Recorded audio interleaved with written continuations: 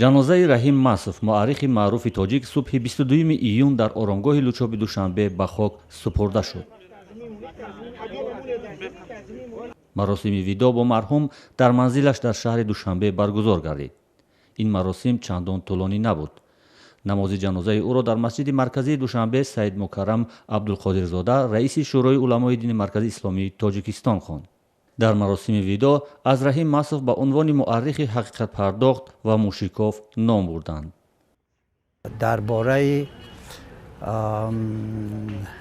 тақсимоти ноадолатонаи ҷумҳуриҳои Осиёи Миёна ки дар асоси далелҳои архивӣ бойгонӣ ҳастанд, ҳуҷҷатҳои тарихӣ ҳастанд, навишта шудаанд, аҳамияти умумибашарӣ доранд. ин китобҳо ҳеҷ гоҳ арзишашона гум намекунанд ва минбаъд ҳамчун сарчашмаи муҳими таърихӣ дар бахши хел замини тоҷиконро тарака кардани ва додан ба мардуми ғайр, яъне далели асосӣ шуда метавонанд. осори таърихи Раҳим Масов ба сифати эҳёгари пайвандҳо ва қаламравҳои мардуми тоҷик дар илми таърих хеле гарон арзиш баҳогузорӣ мешавад. то лаҳзаҳои охирини умр ковишҳо ва иншои сафҳаҳои таърих ва асли миллати тоҷикро идома додааст.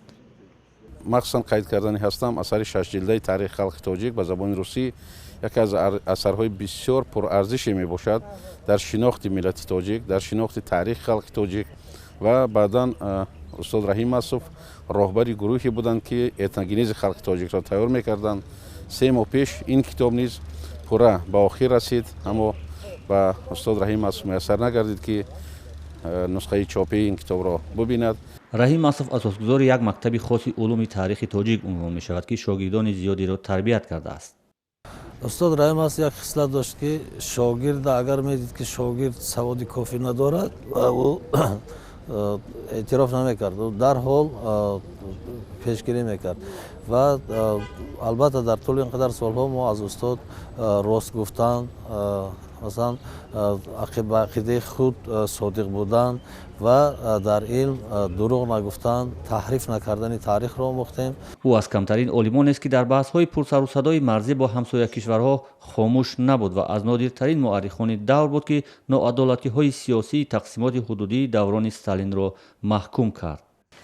дар тақсимоти миллии ҳудудии соли 1924 ва барои чӣ Тоҷикистон ҷумҳурии иттифоқӣ нашуд ва автономӣ шуд, айбдор худи тоҷикоро айбдор мекунад ва мо медонем ки айбдор ҳақиқатан тоҷико айбдор буданд, дигарон не, худи тоҷико, худи мо, ҳамун сиёсатмадорои он вақтаи мо айбдор буданд. бо он ки Раҳим Масов тамоми умри худро сарфи таъриху илми тоҷик кард, зиндагии боҳашамат надошт. солҳо дар манзили хоксоронае дар маҳалли наздик ба Академияи улум зиндагӣ кардааст. ӯ то охирин нафас осорхонаи бостоншиносии Тоҷикистонро раҳбарӣ мекард.